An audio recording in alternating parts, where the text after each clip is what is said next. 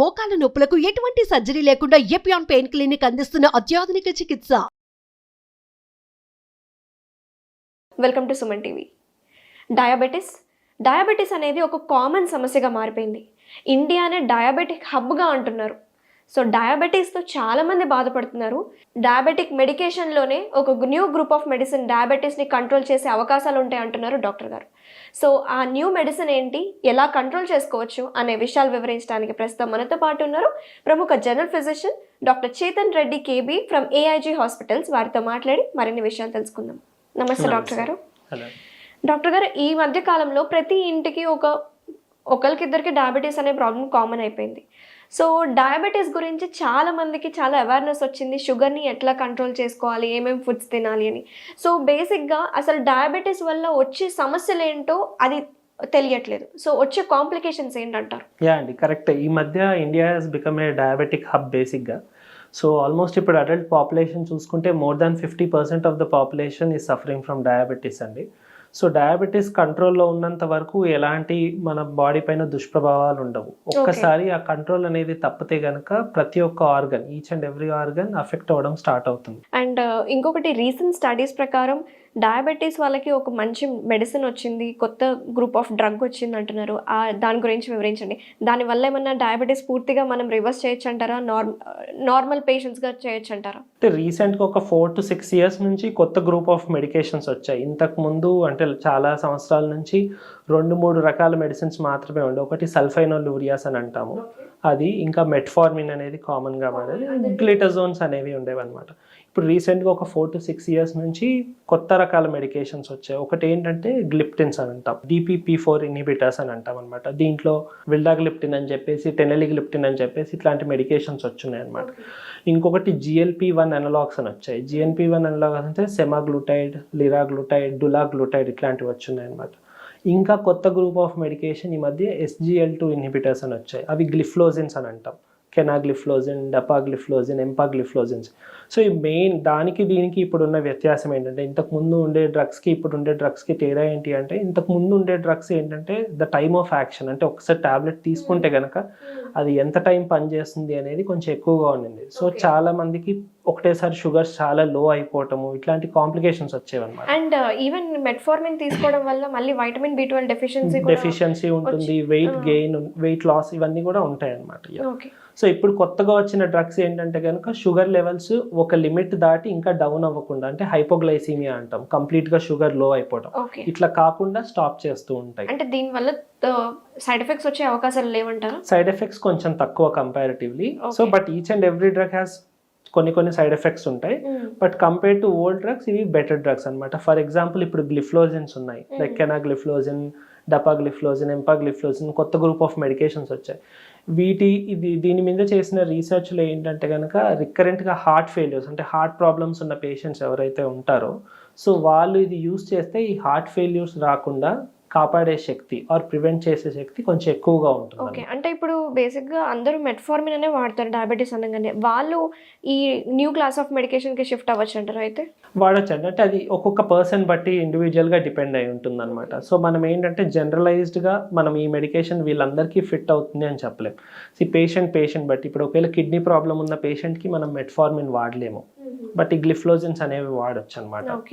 So each and every individualise treatment ఉంటుంది. ఎప్పుడైనా కానీ డయాబెటీస్ అంటే మనకు ఆ పేషెంట్కి ఉన్న కోమార్బిడిటీస్, అంటే ఇంతకు ముందున్న హెల్త్ ఇష్యూస్ చూసుకుని, సో దాన్ని బట్టి మనం we have to take a decision అనమాట. ఏ మెడికేషన్ అయితే వీళ్ళకి బాగా పనిచేస్తుంది, ఏ మెడికేషన్ అయితే వీళ్ళకి పనిచేయదు అని చెప్పేసి. సో డయాబెటిక్ కాంప్లికేషన్స్ అనేవి ఈ మధ్య తరచూ మనం చాలా రెగ్యులర్గా షుగర్ కంట్రోల్ లేని వాళ్ళల్లో చూస్తూ ఉన్నాం అనమాట.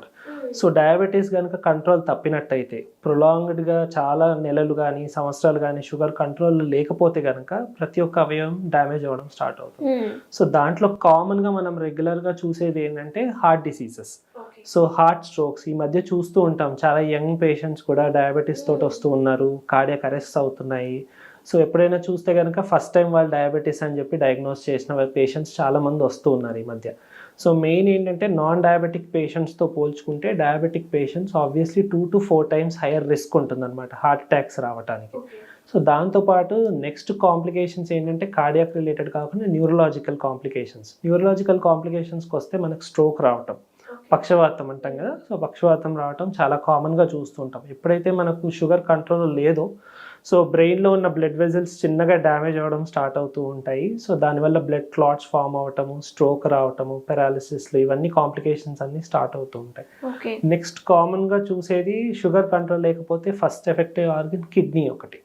సో కిడ్నీస్లో చిన్న చిన్న ఫిల్టరింగ్ యూనిట్స్ ఉంటాయన్నమాట. దాన్ని నెఫ్రాన్స్ అని అంటాం మనం. ఎప్పుడైతే షుగర్స్ ప్రొలాంగ్డ్గా కొన్ని నెలలు సంవత్సరాలు కంట్రోల్ లేకపోతే ఆ నెఫ్రాన్స్లో ఉండే గ్లోమరులస్ అనే ఒక ఫిల్టర్ లాంటి మెష్ అన్నమాట. సో ఆ మెష్ అనేది డ్యామేజ్ అవ్వడం స్టార్ట్ అవుతుంది. సో డ్యామేజ్ అయ్యడం స్టార్ట్ అయినప్పుడు ఈ kidney main function is filtering the blood. So ఆ బ్లడ్ని ఫిల్టర్ చేసే కెపాసిటీ పోతుంది. సో మన బాడీకి ఒంటికి అవసరమైన ప్రోటీన్స్ కానీ అవన్నీ కూడా యూరిన్లో లాస్ అవ్వడం స్టార్ట్ అయిపోతుంది, క్రియాటిన్ పెరగడం స్టార్ట్ అవుతుంది. సో ఇట్లాంటి కాంప్లికేషన్స్ వచ్చే ఛాన్సెస్ ఉంటాయి. నెక్స్ట్ ఎఫెక్ట్ అయ్యేది ఐస్. సో మనకు డయాబెటిక్ రెటినోపతి అంటాం. సో మనకు కళ్ళల్లో బ్యాక్ సైడ్లో ఒక పొర ఉంటుంది which we call it as retina.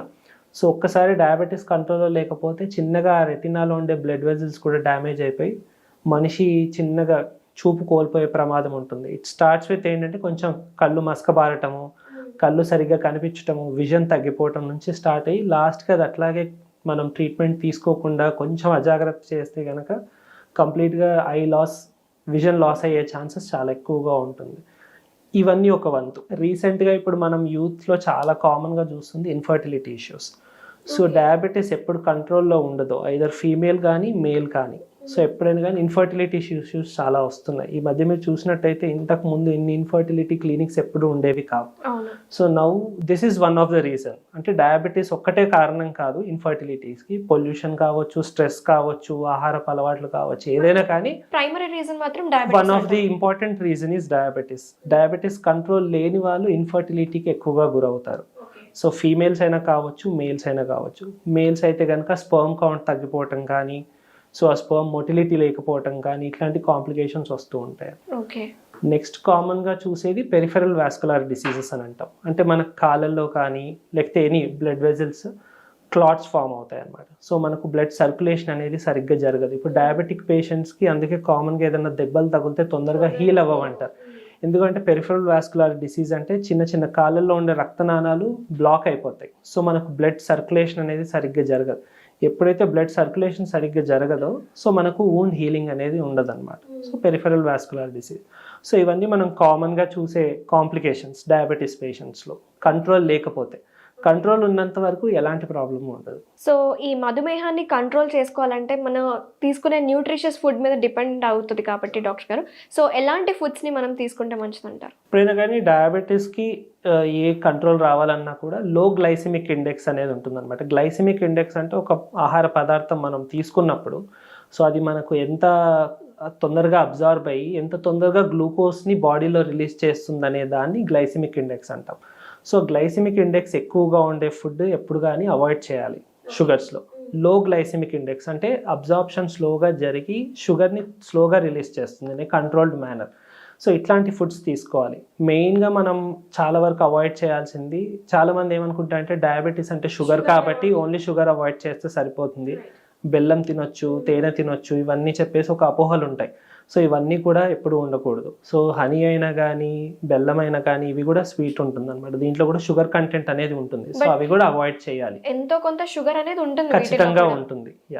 ఇంకోటి ఏంటంటే మనం ఫుడ్ హ్యాబిట్స్కి వచ్చేటప్పటికి ఎప్పుడైనా కానీ మన ఇండియన్ పాపులేషన్లో ఎలా ఉంటుంది అంటే రోజుకి 3 సార్లు తినాలి. Morning breakfast, lunch, dinner. So ఇవి హెవీగా తినేస్తాం ఒకటేసారి.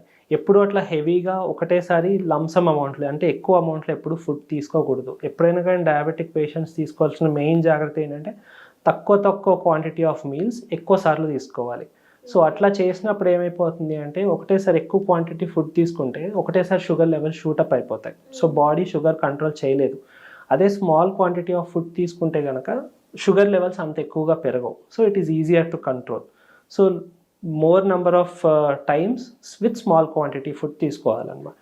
సో మనకు ఎలాంటి ఆహారం తీసుకోవాలనే దానికి వచ్చేస్తే మిల్లెట్స్ ఆర్ ద బెస్ట్ ఎప్పుడైనా కానీ. సో ఇప్పుడు మనకు చాలా కామన్గా ఇప్పుడు మిల్లెట్స్ దొరుకుతున్నాయి. సో మిల్లెట్స్ అంటే రాగులు కావచ్చు, జొన్నలు కావచ్చు, సామెలు, అరికెలు, గోధుమ రవ్వ ఇట్లాంటివి చాలా వచ్చేసాయి ఈ మధ్య.